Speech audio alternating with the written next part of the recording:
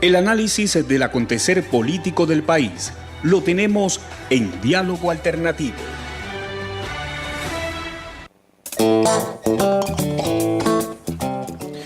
Continuamos acá en Diálogo Alternativo. Estamos conversando con Michael Rebolledo y Aureliano Sánchez. Ellos son integrantes del Observatorio Laboral del Centro de Estudio de la Realidad Latinoamericana. Aureliano, tú me estabas diciendo que querías... Sí, quería destacar unos elementos acá que están en el nuevo marco jurídico, en lo que se refiere a proteger el trabajo. Pero de la Ley Orgánica del Trabajo, ¿no? De la Ley Orgánica del Trabajo, proteger al trabajo como un hecho social. Y era referencia a lo que leí anteriormente en la Constitución. El trabajo es un hecho social y goza de protección como proceso fundamental para alcanzar los fines del Estado. Y en cuanto a la esencia del proceso social, se habla de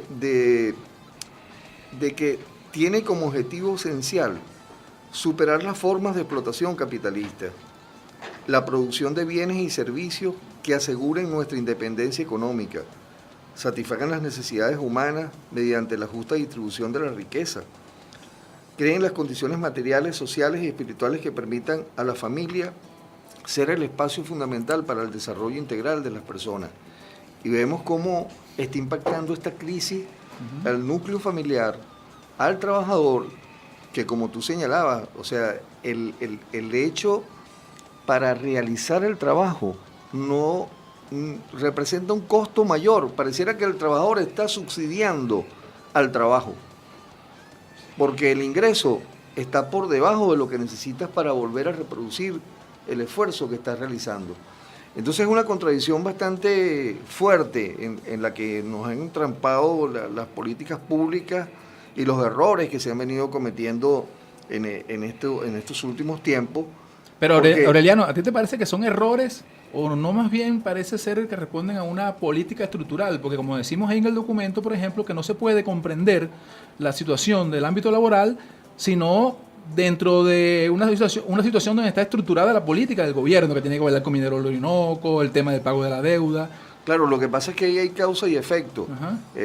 Uno pudiera ver que hay efectos que parecieran causas y similares, porque por lo menos el gran desfalco a la nación, de más de 500.000 millones de dólares, el privilegiar el pago de la deuda externa, la corrupción, el burocratismo inoperante, desarrollar un proyecto, desarrollan una política pública que tienen unas consecuencias nefastas, pues, en cuanto a los resultados de lo que se espera para la sociedad. Entonces, cuando decimos errores, por supuesto, los vemos nosotros que somos lo que estamos padeciendo la situación como errores, pero esto es una política planificada que va orientada a otros intereses distintos que lo que son los intereses del pueblo. O incluso los que parecen consagrados en la Constitución. Incluso por eso decía, claro, señalaba en el segmento anterior que se está violando flagrantemente lo establecido en la Constitución. Y es en ese marco... Entonces, aquí se dice inclusive que la Constitución te establece que cualquier elemento que haya, se podían considerar como un hechos nulos, cualquier hecho que esté contraindicado en el articulado de la misma Constitución.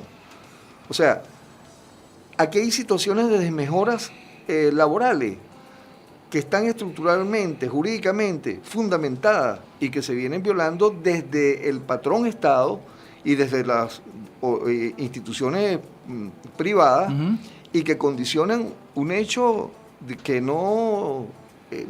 que carece de legalidad. Por lo menos la bonificación del salario, que es parte de la flexibilización que estamos señalando. Cuando tú bonificas el salario, estás entrando en la contradicción fundamental del capital y el trabajo, debilitando la posición de la clase trabajadora y de los que viven de su trabajo. Es muy contradictorio cuando tenemos un presidente que dice ser obrero. Bueno, sí, es que tú no estás como presidente por el hecho de ser obrero, estás como presidente por el hecho de ser político. Que tuviste una categoría de obrero en algún momento, bueno, yo creo que todos somos trabajadores y empleados, pero lo que significa el elemento principal por el cual tú estás allí contradice la política en defensa de la clase trabajadora. Así es. Michael, tú que has venido investigando, siguiendo un poco, hablando del tema del salario, ¿qué te has encontrado, por ejemplo, cuando revisas lo que son los salarios mínimos de otros países, digo, a nivel latinoamericano? Bueno, a nivel latinoamericano somos el salario más bajo, Ajá. demasiado bajo. Nosotros estamos en un salario invisible porque nadie nos ve, nadie se da cuenta de eso. Vamos a un ejemplo, en Argentina son $410. Ajá. Al cambio a su moneda son 10.000 pesos argentinos. Bueno, y el fenómeno más real de todo es en Haití. Haití, la condición laboral es que no hay empleo, hay pocos empleos en Haití. Las personas que quieren un empleo en Haití gozan de un salario mínimo de 100 y pico de dólares, que al cambio de su moneda son 10.000 goudos, Ajá. que así se le denomina la moneda. Entonces, en Haití la gente, el que trabaja, goza y tiene la facilidad de cómo vivir con ese salario. Y es uno de los más bajos de Latinoamérica, uno de los más bajos. A cambio del Venezuela, con el control cambiario, no se sabe cuánto cobra un venezolano. Pero más o menos un estimado, Michael. Nosotros cobramos $1, no sé qué broma, un $0, nosotros no llegamos ni $1. Ajá.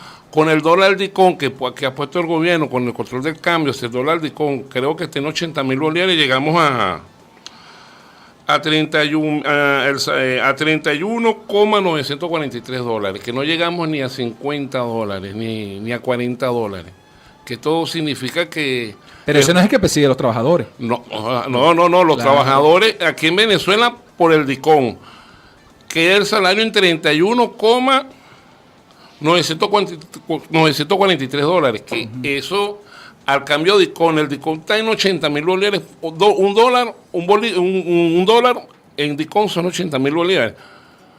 Es algo que no está actualizado con las tasas o las condiciones que están haciendo esta política, están destruyendo el salario.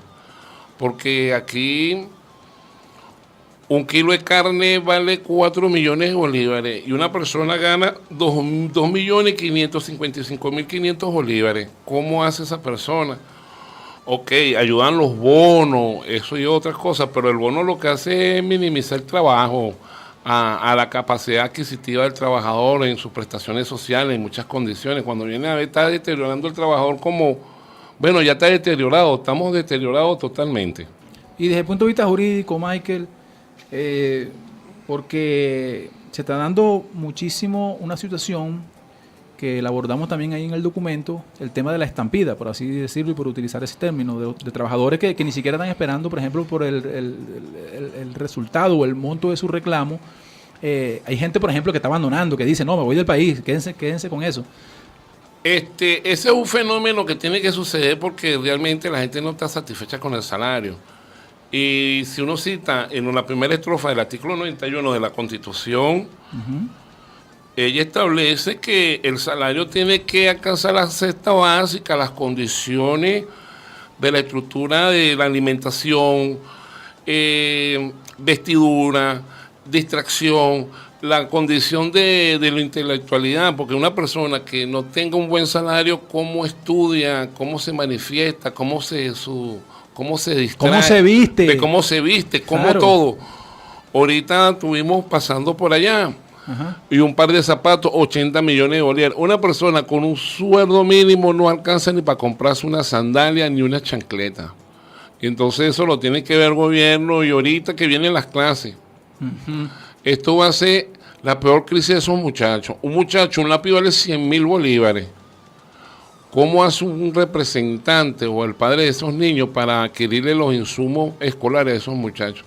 Si el gobierno va a dar 4 millones de broma, 4 millones de morralitos, ok, se le aplaude, pero la realidad es el diario de esos muchachos. Sí, una crisis que va a implicar una deserción, aunque... Bueno, Eliajagua dijo en estos días que no hay, educación que es embuste. No reconoce esa situación, pero yo creo que los docentes se están dando cuenta en la presencia diaria en las clases de la actividad escolar donde los niños no están asistiendo a las actividades. Y en el caso que señalabas del éxodo laboral, bueno, ciertamente hay sectores como el sector eléctrico donde se han retirado, según fuentes de la Federación Eléctrica, más de 17.000 técnicos y profesionales que se han ido del país buscando unos escenarios mejores de vida y producto de toda esta situación de política económica que se ha venido generando en una crisis social.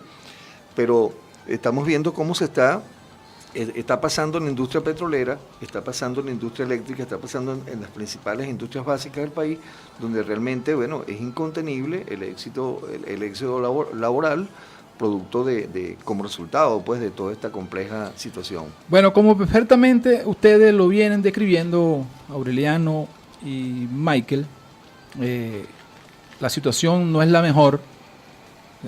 Nuestro país no está pasando por sus momentos mejores en su historia, pero en medio de esta situación nace el Observatorio Laboral de la Realidad del Centro de Estudios de la Realidad Latinoamericana, y para el siguiente segmento quiero invitarlos a que nos hablemos un poco de cuáles son los propósitos o los objetivos por los cuales nace este observatorio. Vamos al segundo corte o tercer corte ya, ¿no? Y regresamos acá a Diálogo Alternativo. La opinión tiene su espacio en Diálogo Alternativo.